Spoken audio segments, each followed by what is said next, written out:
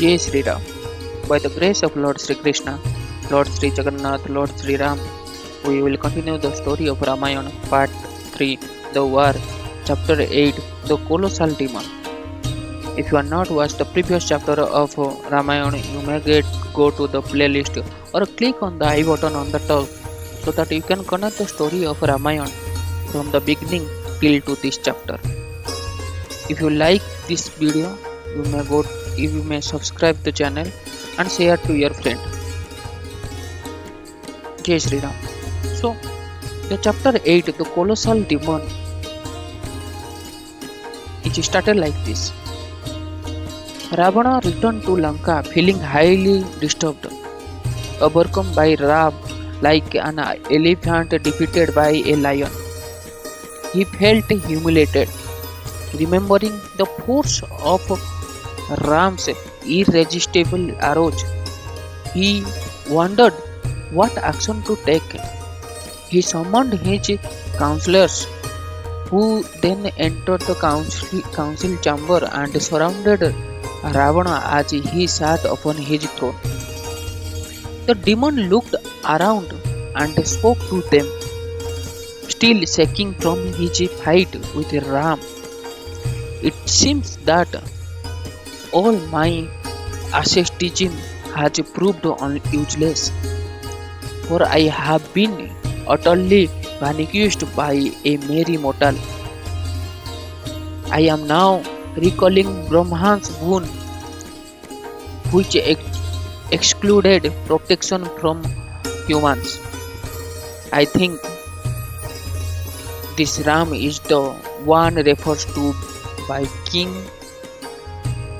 Anaranya, long ago slain by me. Again the corpse here Abhisakta of Vedavati comes to mind. Surely that lady has been born as Sita. The prediction of those endowed with divine sight always come to pass. Considering all this, O mighty Rakshas, strive in every way to protect me. A great danger has now arrived at my door. Ravana then thought of Kumbhakarna. It was time to roach him. When his fearsome brother marched out, the monkeys would flee in all directions. In battle, his body grew to immense proportions. With each step, he took his good cross and an entire division of warriors. He would make short work of Ram's army. But how to wake him? Brahman's boon to him was more like a cross, means Abhisakta. He remained buried in the deepest sleep for 6 months, impervious to everything. It had only been 10 days since he had last gone to sleep. Ravana issued order for the Rakshasa to go in their thousands to Kumbhakarna chambers. They should raise a terrific din and try to wake him. The Rakshasas left at once and went quickly to Kumbhakarna abode, which was in the subterranean cavern. Pushing back the innumerous gates, the Rakshasas entered in cavern. They were defended by the sound of his soning and almost blown over by the blast of his breath. The Rakshasa then saw Kumbhakarna's stupendous body laying in a slumber within the vast cave, which was lit by innumerable celestial gems.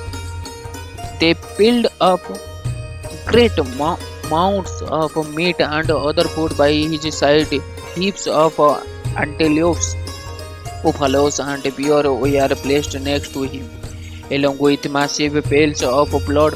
They anointed him with heavenly perfume and dusted him with the finest sandal paste. Costly incense was lit, and a crowd of Yatudhans began to extol Kumbhakarna with the poetic phrases. Other Rakshasas thundered like clouds and blew their great councils with the full force, clapping their arms, beating drums, and roaring like lions. The demons rage a tremendous uproar as the noise issued from the caves. Blast beast filled in all directions and birds flew down stunned. But Kumbhakarna did not stir. The Rakshasa then took hold of mallets, boulders, and flat swords. They beat the limbs of the colossal Rakshasas. Hundreds of demons mounted Kumbhakarna's chest and pounding him with their fists, but were thrown off by the wind of his breath.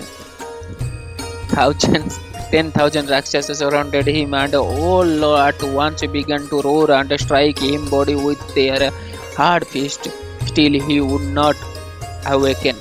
Unable to use Kumbhakarna, the Rakshasas became more and more furious. They made an even louder noise, hitting huge drums with all their strength and blowing their conches taken from the bottom of the ocean. Some of them tore out in his hair while others bit his ears. Hundreds of pails of water were thrown on Kumbhakarna's face. The Rakshasas then had 1,000 elephants run up and drawn Kumbhakarna's monstrous body while at the same time striking him with the fully grown saltridge. At last he began to stand, feeling a light touch on his body. Kumbhakarna opened his eyes and stretched his limbs. The Rakshasa and elephants were thrown to the ground and scattered as he sat up and yawned. His mouth appeared like another great cavern, and his luminous eyes resembled two blazing planets. Kumbhakarna reached out and scooped up the food that lay around him. He consumed all of it and quaffed down many pails of blood and wine. When he was shattered, the other demons come and respectfully bowed before him, looking at them with eyes still heavy from sleep. Kumbhakarna questioned them, "Why have I been roused from my slumber? I hope everything is well with Ravana and with Lanka, or perhaps some great peril has arrived. If so, then I shall proceed from here at once to remove the cause of your fear without delay. Tell me, O Rakshasa, what should I do?" Minister of Ravana, named Yupaksha, replied, A formidable danger has beset us all of a sudden. Monkeys like great mountain have laid siege to the city. Each of them resembled the single monkey who killed Prince Aksha and set fire to Lanka. At their head is Ram, sorely grieved and angered by Sita's abduction.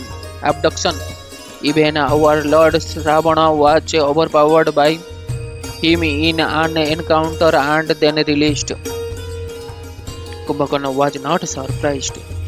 He had already warned his brother and about Ram. It seems that the time for the inevitable battle had arrived. Ram's power would now be tested to the full. Kumbhakarna spoke in a voice that boomed around the cavern.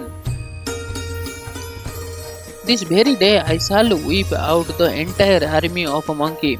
The Rakshasa may gorge themselves with their flesh. I myself shall drink the blood of Ram and Lakshmana. Kumbhakarna sprang to his feet and washed his face. He called for more drink and quickly swallowed 2,000 pails of strong wine, slightly inebriated and anticipating the excitement of a battle. The Rakshasa left his cave and marched towards Ravana's palace, shaking the earth with his every step. He was surrounded by Rakshasa who ran with joined palms and continuously sang his praise. From outside the city, the monkey saw Kumbhakarna reaching above the city walls like a mountain peak. They cried in fear and fell strewn to the earth. Some fled in all directions, seized by panic, seeing Kumbhakarna, who was adorned with a blazing diadem, moving within the city. The monkeys were struck with terror. They rushed to Ram's tent, calling from him to come out quickly. Ram came out holding his bow. He saw the huge Rakshasa glowing with a brilliant effulgence. Ram's eyes opened wide with astonishment. He asked Vibhishana, "Who is this fellow resembling in every way of a shining mountain?"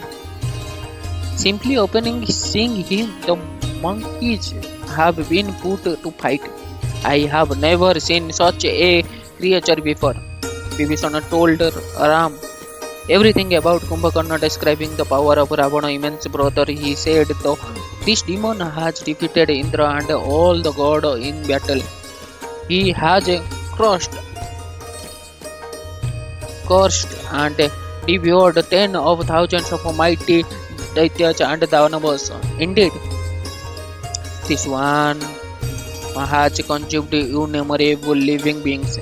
It was for this reason that Brahma contrived to have him sent into continuous slumber. The god feared that he would render all the world's bereft of creatures, all of them eaten by him." Obviously, Ravana, fearful of you, has rose him for the battle. Vibhishana suggested that Ram informed the monkey that Kumbhakarna was only a mechanical device. Otherwise, they would never be able to muster up the courage to face him in battle. Ram smiled. There was no need of that. He would himself deal with this massive mountain of a Rakshasa. He ordered Nila to quickly array the troops for battle. They should be reassured that Ram would himself face the Colossus, taking hold of mountain peaks, trees, and various weapons. The monkeys deployed themselves around Lanka, awaiting Kumbhakarna's appearance. Ram himself stood with Lakshmana, both of them holding their bows and facing the city. In Lanka, Kumbhakarna, who could change his form and size at will, had reached Ravana's palace. He found his elder brother seated in the Pushpaka chariot, appearing perturbed and anxious. Bowing low at his feet, Kumbhakarna inquired what service he could render. Ravana was joyous upon seeing his brother and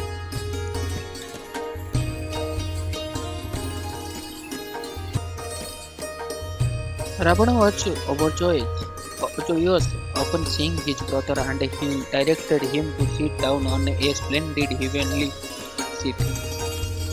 He then told him what had transpired. O mighty one, just see how the woods and groves of Lanka have been converted into a sea of monkeys. Already they have of many many of the foremost fighters among the Rakshasas.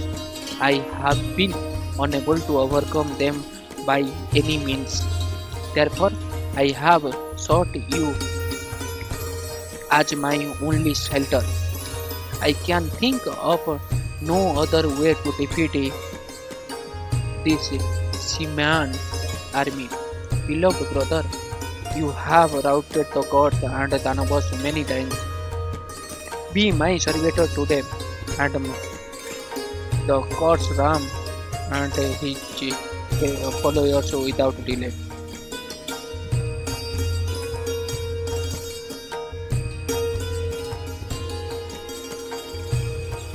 Kumbhakarna become angry. Why are you not one? He retorted. You are now reaping the fruits of your wrath and sinful act of the stealing Sita. Had you heeded the advice of your well-wishers and acted in accord with the political wisdom, you would never have found yourself in such a mess. Hearing Ravana reprimanded by Kumbhakarna, the minister Mano Mohodara came to his defense. Ravana acted properly in stealing Sita. He argued the duty of all beings is to secure their happiness by any means.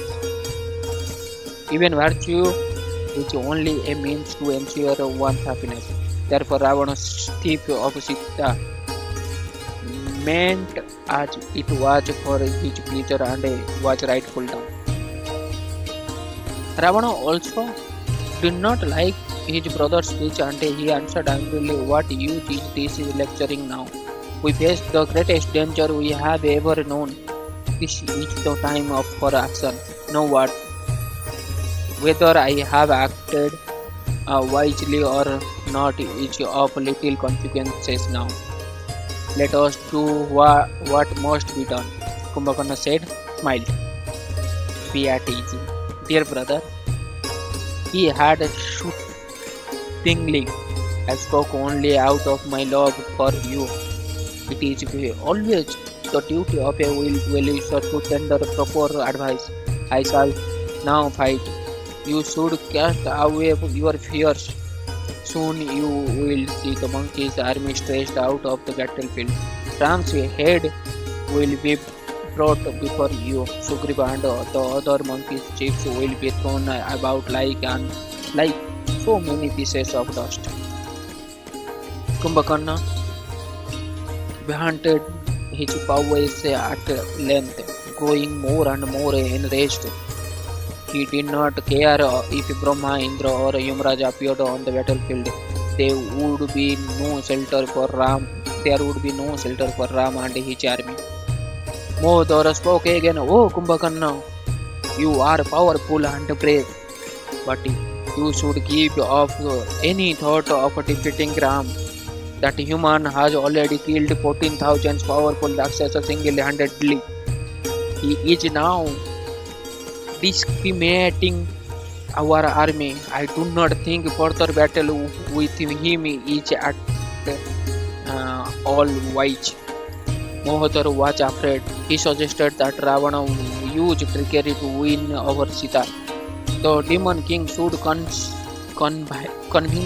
her that Ram was dead and then Sita would submit to him. This would deprive Ram of all energy. Both Ravana and Kumbhakarna told Mohodara to be quiet. That plan has already failed. There was no avoiding the battle now, short of returning Sita, and that was out of the question. Kumbhakarna boomed. I shall now march out to make good the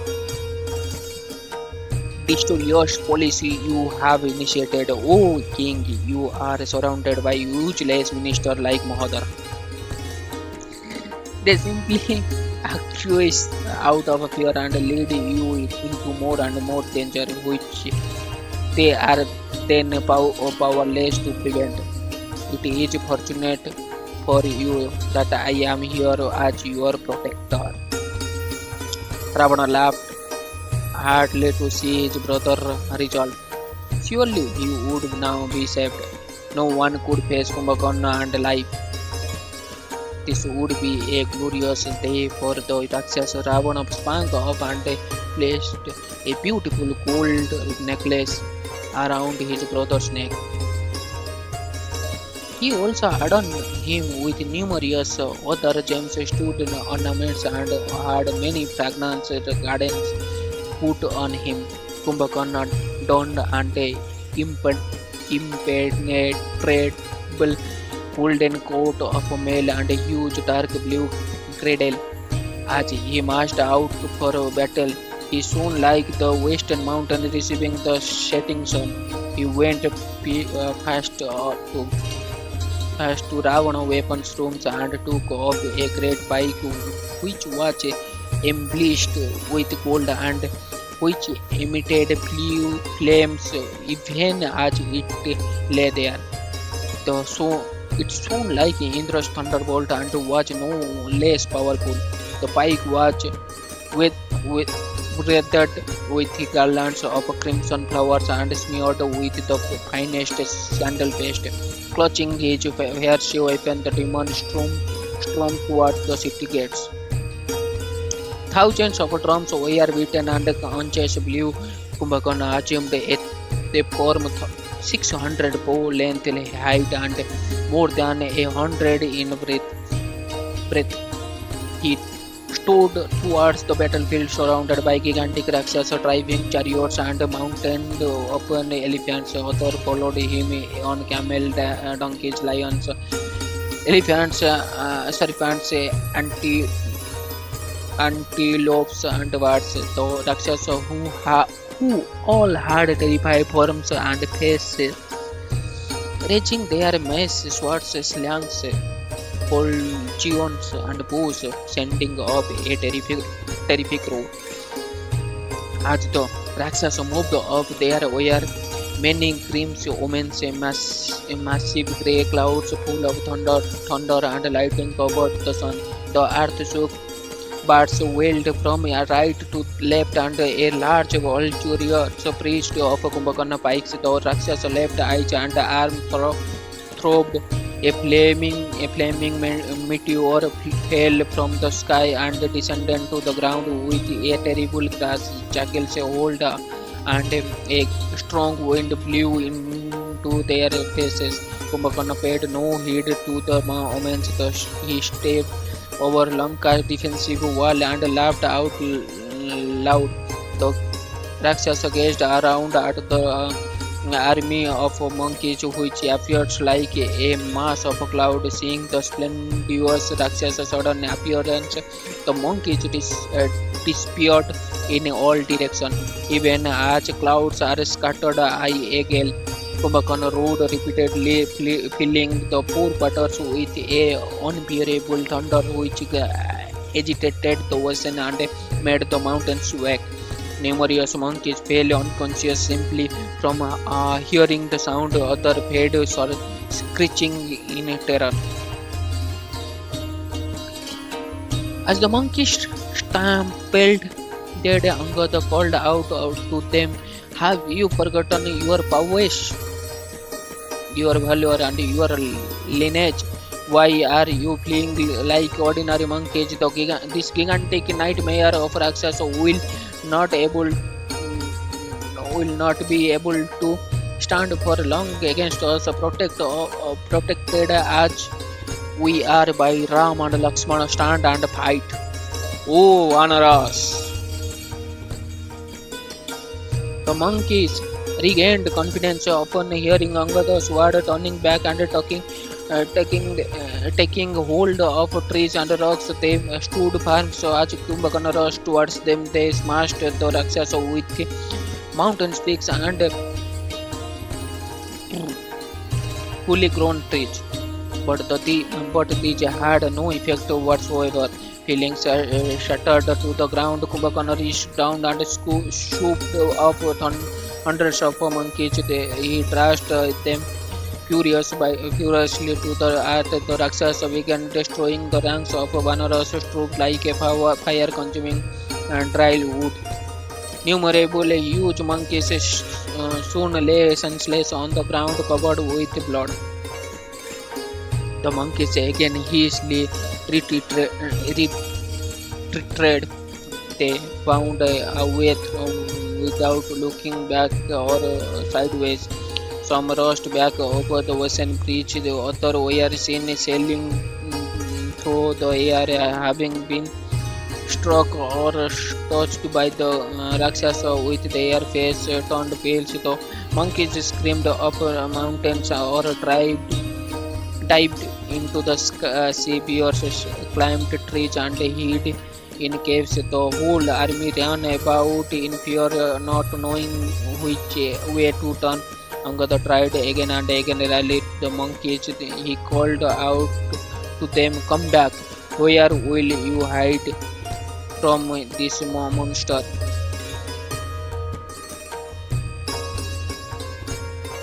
He must be faced. What will you say to your wives after you have failed in fear from the battlefield? Have you forgotten your boasting words? We shall annihilate the Rakshasa. How have you become such cowards? No reasons of bliss are ever attained by cowards. Indeed, they are always commanded by good men. Although Angada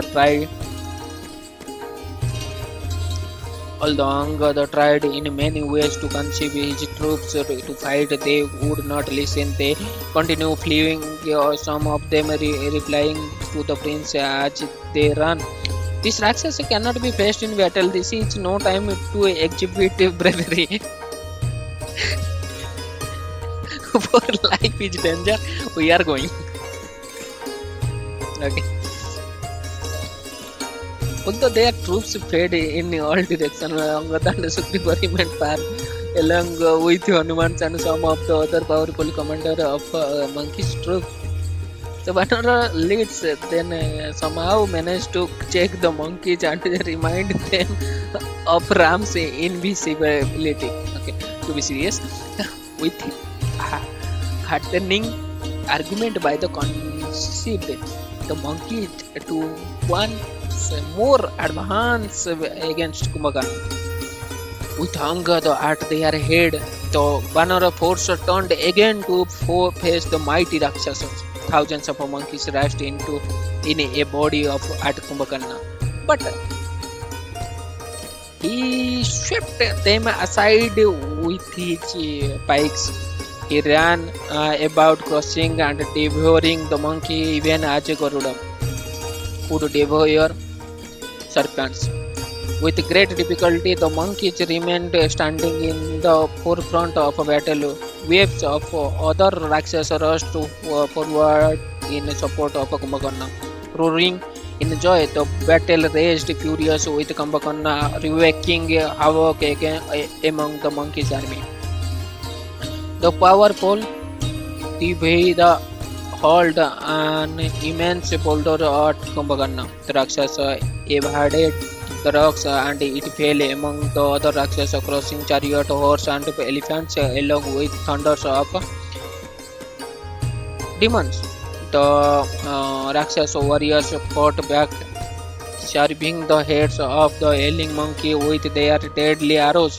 Hanumana leaped into the air and ran down rocks and trees upon Kumbhakarna's heads. The Rakshasa fended off the missile with his pipe.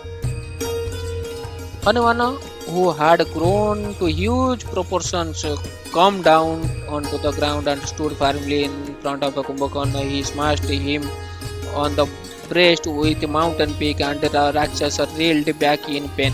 Quickly recovering, the Rakshasa struck Hanuman at a terrible blow with his pike. The monkey was rendered almost senseless, and he fell back, vomiting blood.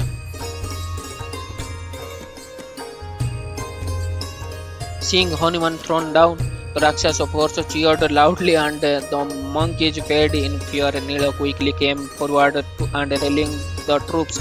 He took up a great bulldozer and flung in to violently attack Kumbhakarna. The Rakshasa saw it coming and smashed it two pieces with his fist, sending up a shower of flames and spikes.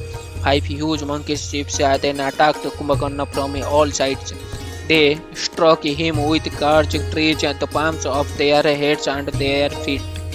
They climbed up his legs and tore at him with their nails and teeth.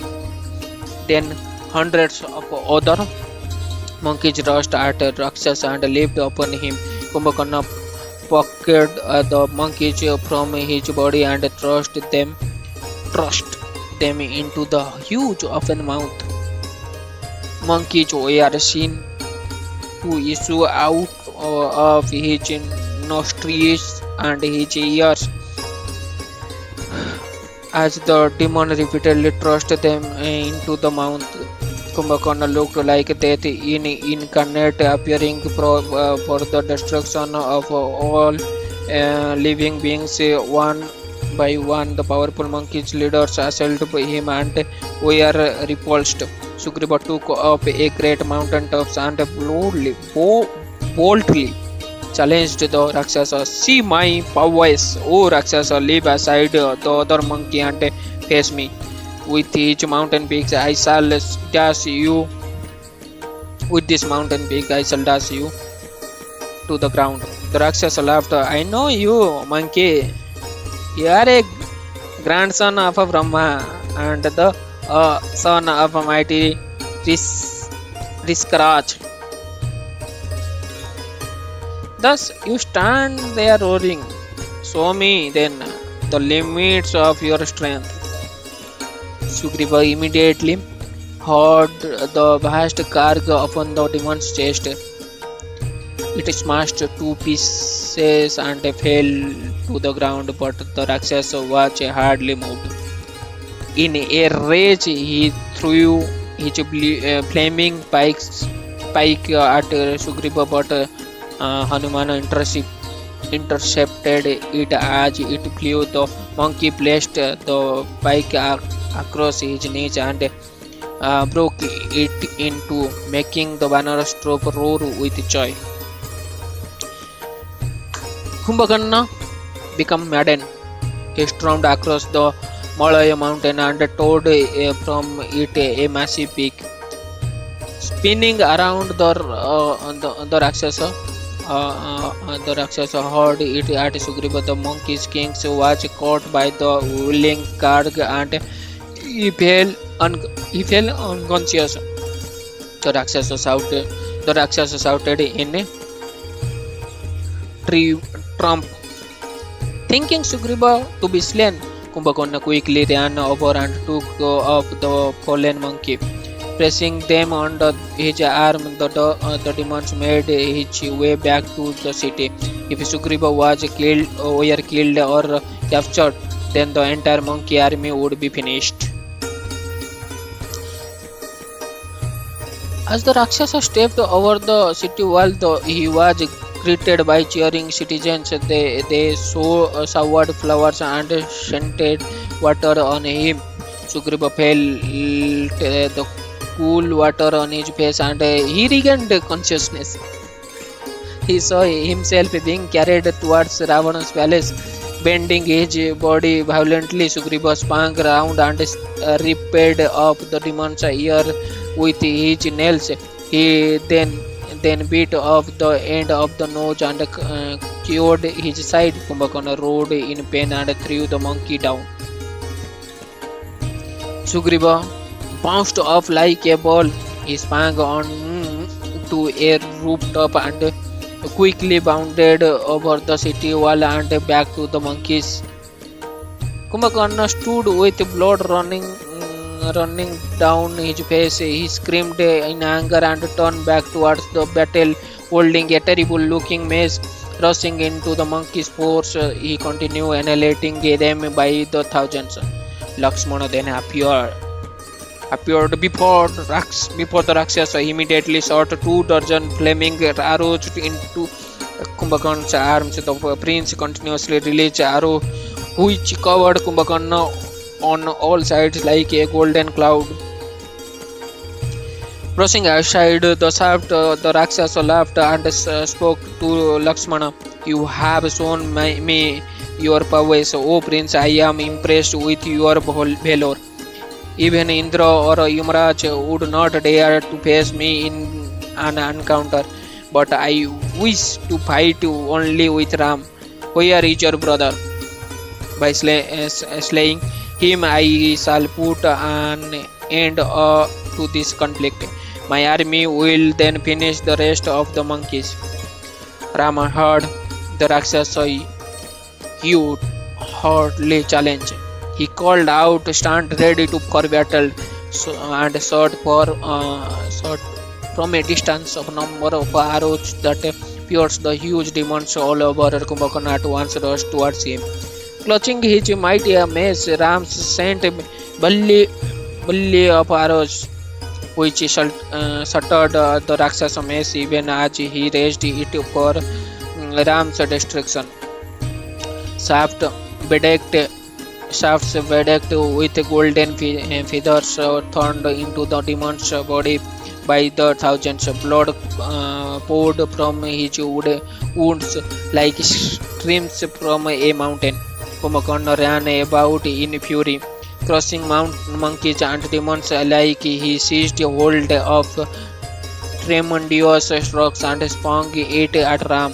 The prince released sharp pointed arrows which smashed the Garg as it flew towards him. The pieces of the rocks killed 2,200 Rakshasa as the shaft fell to earth. Thousands of monkeys rushed at Kumbhakarna and leapt upon him, trying to drag him down, but the Rakshasa shook them off like so many insects. He dashed about, intoxicated with battle and slaying both friends and foe. Ram determined that the time to kill him had arrived. Firmly grasping his bow, he called out, "Take heart and fight, O Lord of the Rakshasa.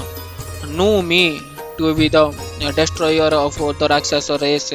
You will now be slain by me." Kumbhakarna wheeled around and faced Ram, but suddenly Vibhishana came between them with mace in hand. Seeing him there, Kumbhakarna said, "Yes, my brother, come forward and strike at once. I've done all filial affection and remain devoted to the duty of a warrior, O Vibhishana.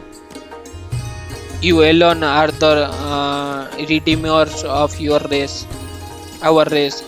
Among the Rakshasa, you are the best knower of virtue. Indeed, I will not slay you today, for you deserve protection at my hands. Stand aside. I cannot check my nature, and am given to want to only killing all creatures." Vibhishana replied, "With the interest of my race in mind, I always tendered advice to Ravana, but neglected by him, I sought Ram's shelters. Hence, I stand before you in battle today." Tears sprang to Vibhishana as he spoke. Ram consoled him and told him to stand aside. The time for Kumbhakarna's destruction had come. Seeing Ram standing firmly before him, Kumbhakarna laughed hideously and said, "I am neither Virada or Kumbhada, nor am I Khara, Dusana, Bali or Maricha. I am Kumbhakan." arrived here as your threat. Do not hold me in contempt. Show me the full limit of your power, and I shall then devour you, O Ram. Ram at once released arrow with flew with the speed of lightning and struck the Rakshasa body. Those arrows which had formerly pierced seven salt trees and very earth itself did not even shake the demon. The Rakshasa took up a massive club and wielded it about, no, knocking down Ram's arrows as they flew. Laughing again and again, Kumbhakarna stood with his great club uplifted. Ram released an arrow imbued with the force of Vayu. It roared through the air and served the Rakshasa arms. That arm still clutching the gloves fell to the earth and killing a thousand monkey and Rakshasa. Kumbhakarna stricken with pain, making the sky vibrate and the mountains break open. He looked like a mountain whose summit had been cut up with gigantic swords. With his remaining arms, he tore off a large pale, pale, pam, palimra tree and rushed towards Ram. With each step, the earth vibrated, and trees toppled over the distant forest.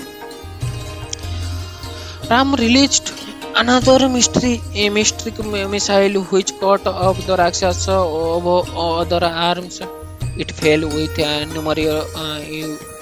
numerous crash, sending Rakshas and monkeys scattered in all directions. With blood spouting from the stump of his arms, the Rakshasa continued to rush at Ram. He bellowed furiously, and the monkeys covered their ears. Unable to tolerate the noise, the ram shot a pair of crescent-headed arrows imbued with the force of Indra thunderbolt, and they served the Rakshasa feet. Not deterred, Kumbhakarna still somehow moved swiftly towards the prince. His mouth was wide open and he emitted savage, defending cries which shook the earth. In an instant, Ram filled his mouth with arrows and demon was silenced. Ram then took up an arrow which was encrusted with gems and which shone brilliantly. Empowering it with the force of Brahmastra, he released it Kumbhakarna destruction. As it flew with terrible speed, the arrows illuminate all directions like a blazing compact descending to earth. He tore off the Rakshasa head, which looked like a peak of a Himalaya mountain. Adorned with a pair of blazing gold earrings, his head shone as it was carried through the air by the force of Brahma weapons. It seems like the raging moon moving through the heavens. It fell open the defensive wall of Lanka and demolished the great northern gate. The head then rolled along the royal highway by the power of Brahma's mystic missile. The Rakshasa body was lifted and thrown into the ocean, creating a tidal wave which swept the coast of Lanka. Host of God and Rishis assembled in the sky and joyously praised Ram. The monkey surrounded him, roaring in exultation. exultation. All the remaining Rakshasa felt astonished and dismayed. Ram felt elated and shone brilliantly amid the monkey, even as the sun shines up after a eclipse. So this is how Kumbhakarna fight in the battlefield the colossal demon who has the education, who has the knowledge, who has the courage to fight, who was obedient to his brother, always who al- who portrayed his character with uh, greatly in all direction. In the form of a brother, he portrayed the he gave the suggestion to Ravana for the protection of his brother. He fight with Ram for the for affection. He leave Vibhishana in the battlefield. He didn't fight with Vibhishana. This is the moral of the thing is that you should you we should have that much of quality like a brother, be affectionate, be a pure person. That's it, that we can learn from Vibhishan. We can learn from Kumbhakarna. And although Kumbhakarna is died because he stand with unfortune, or because he stand with the uh, which is not correct, with adharma, but his intention was good only, because whenever you stand against the dharma, then your destruction will be there. That is happened in Mahabharata here also, in the form of Kumbhakarna killed. Hope you got some information regarding Ramayana. If you like this story, you may like, comment, subscribe, and don't forget to share with your friend. It will help me a lot. It will help me motivate to work with this self-realization in this beautiful journey of spiritual life. Jai Sri Krishna, Jai Sri Ram, Jai Jagannath.